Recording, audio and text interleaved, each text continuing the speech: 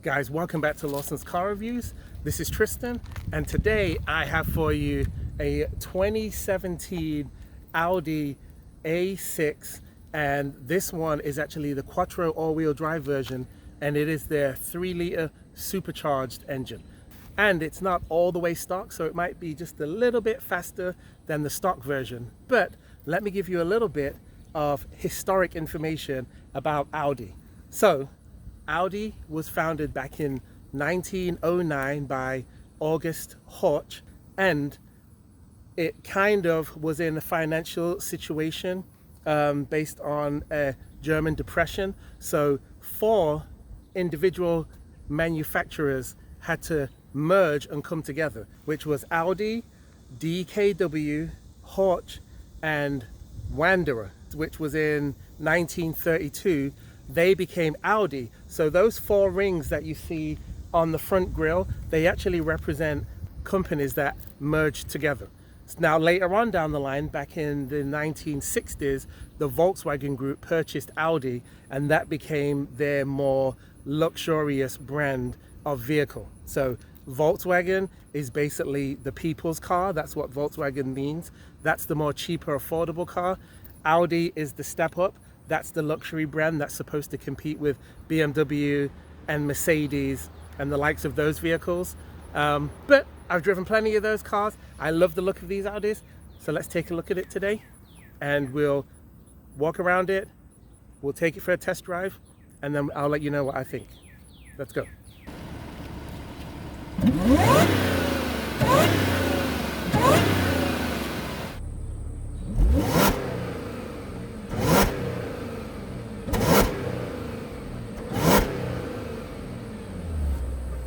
What's good, YouTube? This hood is really light. Giddy up!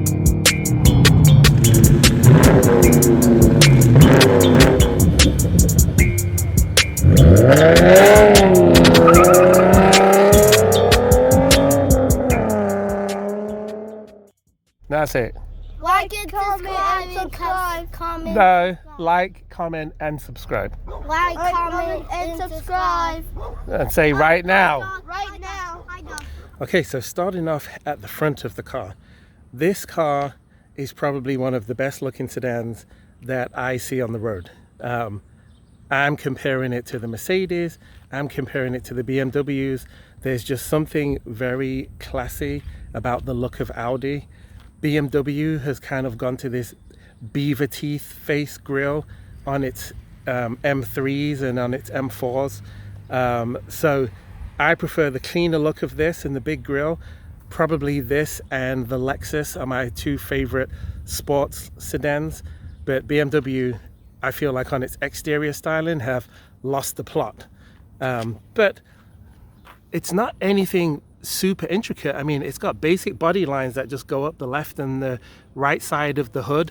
I love the huge grille, and I have always really liked the emblem of Audi, the 4 rings, like I said earlier, which represent the 4 different individual companies that merged together. You've got this nice flat black on the grille, so it's gonna wear over time instead of it being gloss black, and that looks really good on this car. Makes it look a lot sportier. Down here on the grille section though, this honeycomb style, it does not really look like it has any openings to go for any kind of brake cooling. If it does, it's very hard to see it, but at least this bit here, it does not. There's a slight opening here, but this bit in here, that is open for the intercooler, I believe. And then you've got really nice, sleek looking lights. And I'm going to turn those on so that you can see them. Okay, so I turned them on. You can see there's a really nice looking daytime running light on these, which is right here, just this straight bar that goes all the way up. And then you've got a cool looking light here.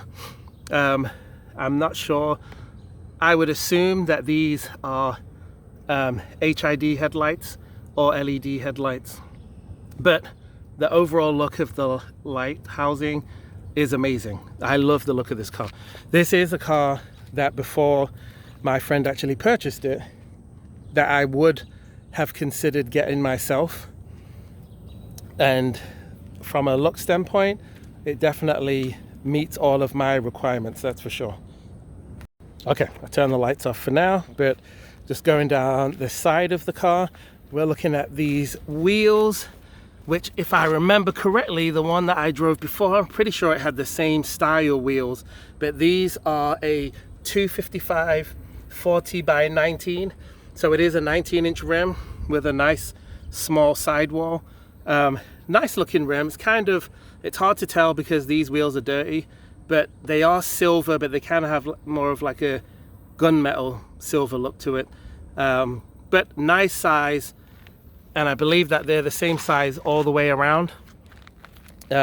You've got lights here for the turn signal that's built in to the body matched colored wing mirrors, which I do like that.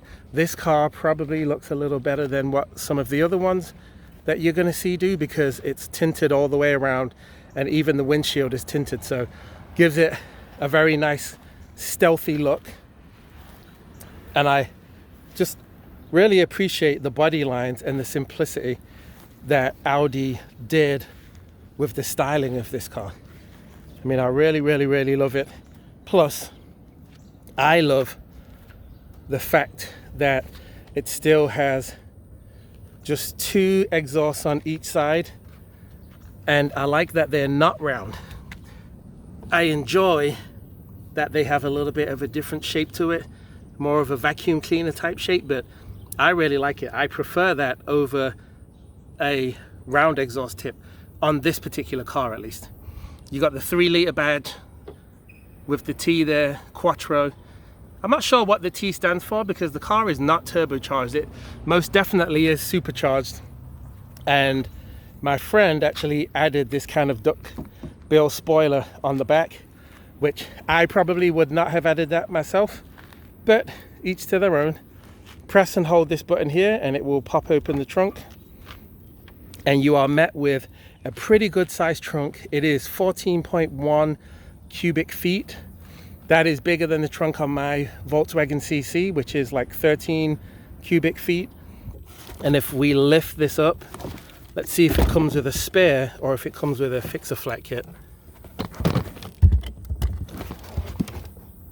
Okay, so there is a spare wheel under there too, which is awesome. And the rear seats do fold down in a 40-60 split. Usually there's a little latch up here that you can pull and it will drop the seat down, and then that allows larger items to pass through the trunk into the passenger area. And just so you know, guys, I am sweating my bollocks off. It is absolutely boiling hot. It's like 100 degrees today, and I'm wearing a black shirt and I'm burning up. Okay, these cars come standard with this shade, which is great because if you've got a baby, it helps keep them out the sun even more. I know this car has got tinted windows, but obviously they don't come tinted as standard. So very easy to use to put them up and to put them back down, and they fold away flush, which is lovely. You've got wood grain looking material here, and then you've got a little spot for looks like it used to be for an ashtray, but I don't know what you'd say they'd be used for now. And then in the back you've got these beautiful leather seats. It looks like there's plenty of room back here. I'm actually going to sit here, which the seat is all the way back in my driving position, so let's see if I can actually fit back here. Well, look at that. The seat is all the way back in my driving position. I'm 6'4" and I actually fit. Now, can I close my legs? No, but it is actually quite a comfortable fit, and the seats are angled to where it gives you a bit more room. And there's somebody could comfortably sit on the other side and a child could sit in the middle. You have a armrest, which is almost identical to the one in my Volkswagen CC. In fact, it's just slightly different, but Very similar storage compartment there inside the armrest. Fold that away, and then in the back you've got some map pockets, which no one uses a map anymore because of smartphones. And then you've got dual control in the back, and the rear seats are also heated, so that is a nice touch. And you can see there's a thing for a baby seat here, so he does have a baby that he puts in this car. And there is plenty of room back here, and you also get these nice headrests, which they should be down, give them a bit more visibility, but they do go down and up. If you press this button on the side, they'll slide down. But yeah, it is a nice place to be. And looking at the front, at the interior, this is a 2017, so it might seem a little bit aged at the moment, but it still is a very nice looking interior. The materials used on it are nice. Let me use a different word than nice. The materials used in it are fantastic. How about that? But the interior does look very good. You'll see that it has 2 memory seat functions. It's got automatic power windows front and back, and they are automatic down and automatic up for both the front and the rear, which I love that. I can't stand when you've got to hold it on the rear windows. You've got this, which controls the wing mirrors being heated. It also controls the mirrors folding away. So it does have folding mirrors, and then it's got power seats with lumbar support. So it does go forward and back with this, and I believe it's got that on both sides. You've got a power tilting and telescoping steering wheel, which that still works fine, and the steering wheel is heated as well. Let's get in the car, take a look. I'm going to turn it on so you can see how it boots up. Push button start. The key for this car is, this is the key for this particular Audi. If this key fob is dying, I have a video on how to change the key fob. I'll leave that in the link down below as well, how to change the battery in this key fob. You press the start button, makes the engine roar to life, and this screen pops out, which it is not touch screen. It does not have wireless Apple CarPlay, Android Auto, but you can, oh, let me turn the AC down. But you can connect your phone via Bluetooth to play Pandora through this system. Now it is a Bose stereo system, as you can see here on the speakers, but I would say that it's just kind of average as far as today's standards. Now you've got storage down here, which if you press this, that folds back, folds away. You've got some more storage here, some more storage here. Underneath that part, you've got some more storage here where there's 2 USB-A's and then there's a 12 volt. You have some different driving modes. So if you press this button here for the car, then you can change it, these different driving modes. So basically comfort is a softer feel and a less aggressive ride.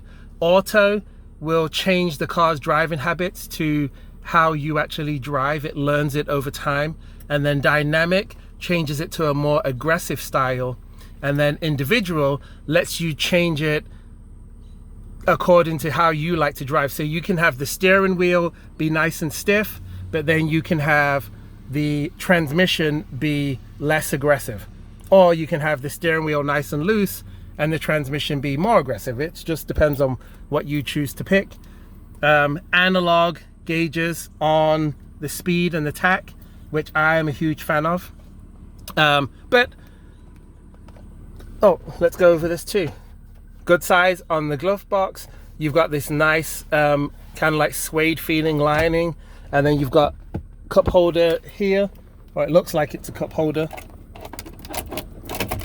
I would just say more of a regular storage space on a cup holder.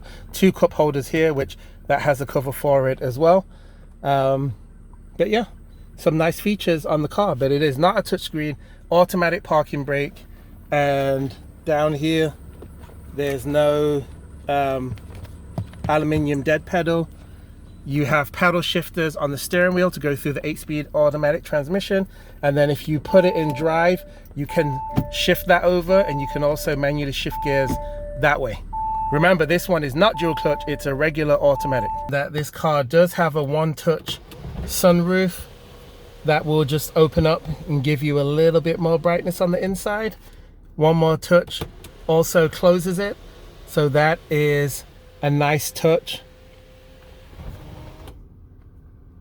And the one thing I want to show you too is when you put the car in reverse, the backup camera is actually nice and clear, so it shows you a view of the car. When you turn the steering wheel, it will show you, you know, where you're going and what direction it's going in. So it's got the trajectory lines, and it is very clear. It might not be coming over clear on my camera, but it is actually a really nice clear display. If you press this button right, where is it? Right here, it actually has a shade for that back window. See how that totally closes up? Press the button again, and it goes back down. That is awesome. All right, let's go over some of the specs real quick, and then we'll take this thing for a spin. As you can see, if you couldn't hear from the exhaust clip or from the clip of me revving it at the front, he has changed this to a cold air intake, which he did not tell me. I wanted to review this stock, so now it doesn't have the engine cover or any of that stuff on it. But what we're looking at is a supercharged engine with 333 horsepower, 325 pound-feet of torque, 0 to 60 in 5.1 seconds, the quarter mile in 13.9 seconds. Its gas mileage is 21 in the city, 29 on the highway, and a combined gas mileage of 24 miles to the gallon. Now, if that is the same as my Volkswagen CC, it probably gets better gas mileage than that when you're actually not just on the gas all the time. Now, its curb weight is a shade under 4,200 pounds. So this car, it has more torque than my 2018 V6 Camaro, but I would say speed-wise, 0 to 60, it's actually around the same speed because of its added weight. So it is pretty good. I do like it. I do like this engine bay, even with the cold air intake on it. So I think now it's time for us to take this thing for a spin and get on the gas a little bit. A little bit of city driving, and then we'll take it on the highway a little bit. I think I did forget to show you that the car does have its own built-in navigation, which is a nice little touch, because then you don't have to necessarily use your phone, or if your phone's dead, then you can still navigate to wherever you need to get to. But first impressions. So let me start with the negative, which there's not many, and then we'll move on to the positive things about the car. So the one negative thing, and this is just a me thing, is I think that Audi makes its steering wheels a little bit too skinny. I prefer the fat steering wheel that you get in a BMW or that you get in a Mercedes versus this one. When I say it's thin, it's really not any thinner than the one in my Volkswagen, but on a car that's like 3 liter supercharged, I would just prefer it to have a little bit more heft to it, prefer it to be a little thicker. The other thing that I will say that is a slight negative is I think that some of this wood trim makes the car seem a little bit more aged than what it actually is, because so many cars have moved away from wood trim that now when you put wood trim in the vehicle, it kind of makes it seem like it's a bit of an older man's car. It doesn't look bad, but I just think over time sometimes that stuff doesn't wear very well. Now, I owned a 2004 Jaguar XJ8, which was the V8, 4 liter V8, and that car was extremely quiet. I've never driven a car that's more quiet than that one, to this day. That being said, this car, as far as how quiet it is very close. It's very close to being as quiet as that, but not quite. There is still a bit more refinement that was in those XJ8s than what is in most of the modern luxury cars that I've driven today. Now, on for the positive stuff. So, number one, he changed the intake on it. So now when you get on the gas, like right now, I don't know if you can hear that, but you can hear the whine from the supercharger. So that is a nice little touch. I hope it comes over on the camera because it's not super loud. I'm sure he might do something to make it louder. Let me get on the gas one more time. Oh yeah.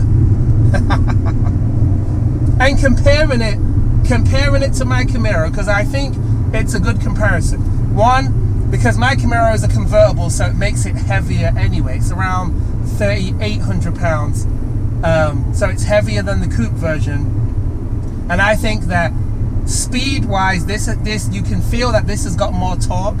But I think overall, the Camaro still, they feel about the same when it comes to overall power, even though the Camaro's got less torque.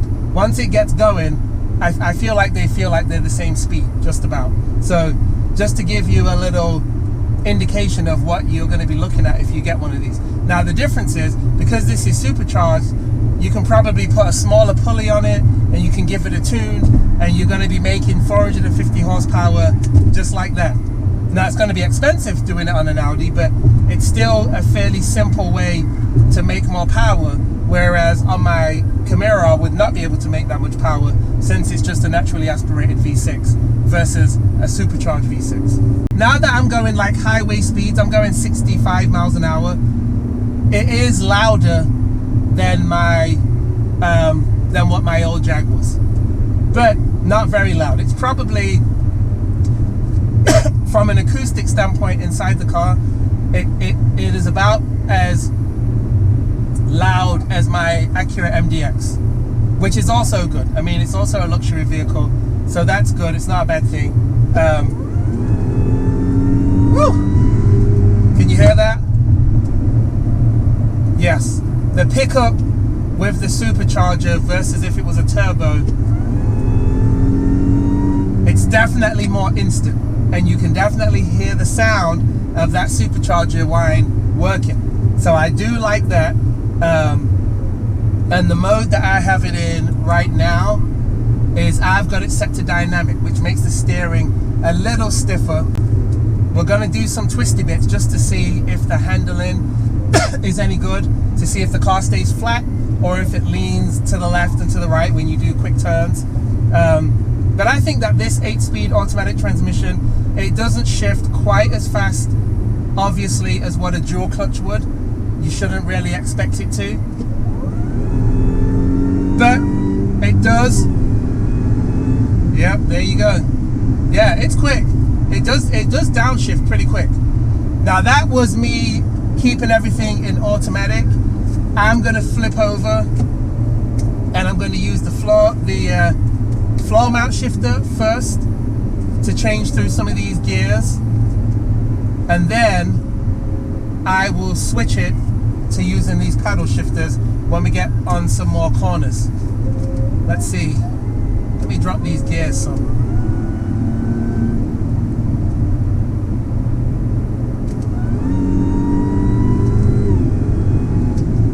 Oh yeah. You can hear that whine. That supercharger whine is juicy. I will say that. It is juicy. Downshift, downshift, downshift. Alright. Second gear.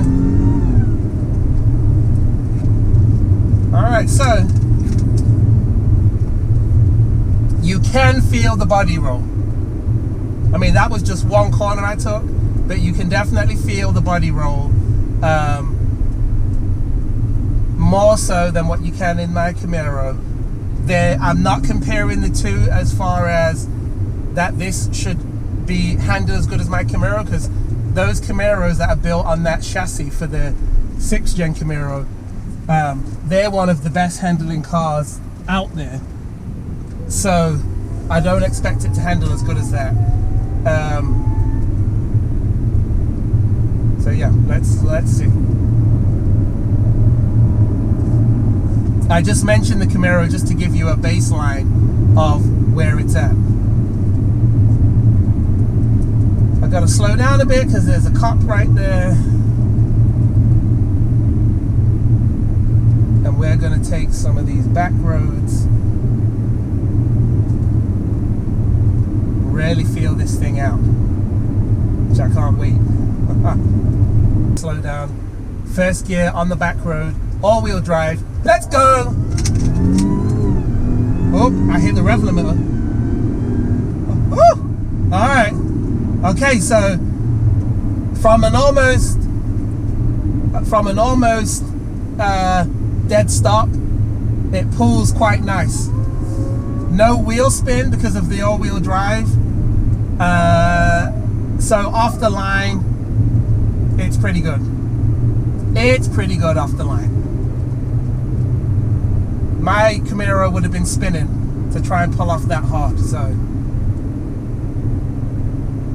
Okay, now we're on some twisty bits, so let's see how much body roll. Oh yeah, it's got roll. It's got roll. So on this back road, this car would pull off faster, for sure, that my Camaro would catch it up, because it can take these turns a lot faster than what this car can. And that's just because the chassis is really stiff. Okay, I'm gonna slow down because there's a car in front of me slowing me down. So I'm gonna slow down a little bit. I'm actually gonna come to a stop all the way, and let's floor it. Oh, I shifted too early. I shifted too early. I'm still learning the car. I'm still learning it. So don't blame me for shifting too early. Even though cars might say the red line is 7 or 6, sometimes if a car's turbocharged or supercharged, it runs out of steam before that. A good example is the Mustang EcoBoost. When you really try and get on the gas and you think, oh, I can rev it to 7, it runs out of steam by like 4.5, 5 until you tune the car. So, but I will say that there's a slight delay when you shift with the paddle shifters. There is a slight delay, but it's not much. It's not much. One of the fastest shifting cars I ever drove that did not have a dual clutch was the new Toyota Supra, and that has like a ZF 8-speed automatic transmission. That thing shifts almost as soon as you're pressing the button, it's shifting. So that was fantastic, but this one does not shift as fast as that.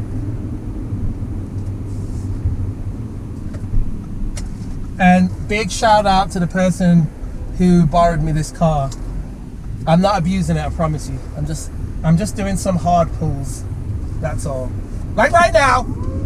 Woo! Alright.